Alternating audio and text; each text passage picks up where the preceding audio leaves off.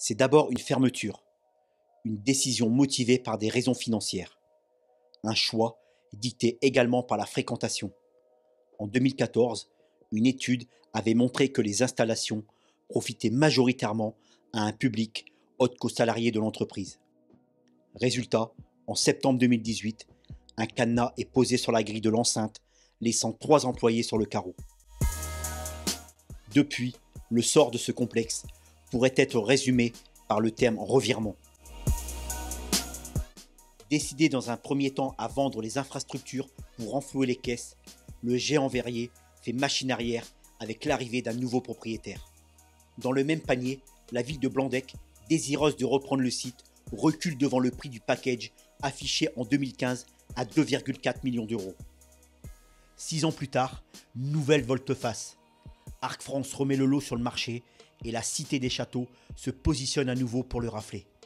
Une cabriole compréhensible au regard de la situation financière du groupe. Malgré des aides communautaires et d'État à rallonge, la santé du leader mondial des arts de la table reste préoccupante. Pirouette blandécoise, concevable également, au vu de l'état des salles Vasseur et Marquand. 2 verrues menacées de barricades. Bref, un moyen pour les premiers de se donner une bouffée d'air, pour les seconds de rafraîchir, éventuellement, un patrimoine en souffrance. Potentiellement, car à l'heure qu'il est, rien n'a filtré sur le projet. Juste des murmures. On parle d'une reconversion des cours de tennis en salle des fêtes, d'une délocalisation du foot et du basket rue Jehan-Terline, de l'émergence d'un lotissement à caractère social pour être dans les clous. Des bruits de couloir, mais pas de certitude. Des gazouillis aussi sur le prix, diminués visiblement de moitié. Assez pour sourciller, parce que les questions que tout le monde se pose sont les suivantes.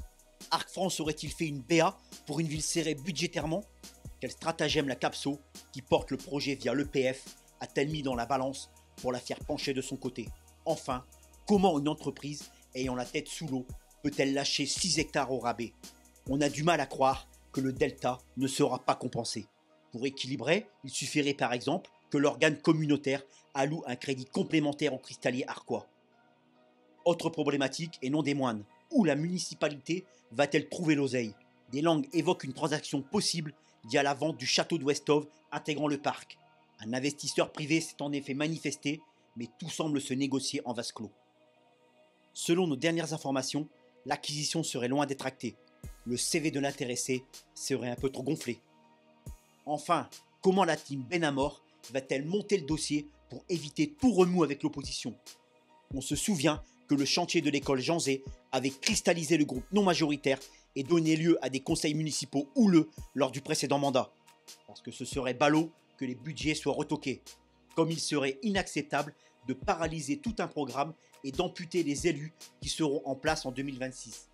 C'est loin, mais l'art n'est pas d'arriver avec des idées neuves, mais d'anticiper ces idées. Attention aussi, durant les embouteillages de la parole, de ne pas garer les idées en double fil.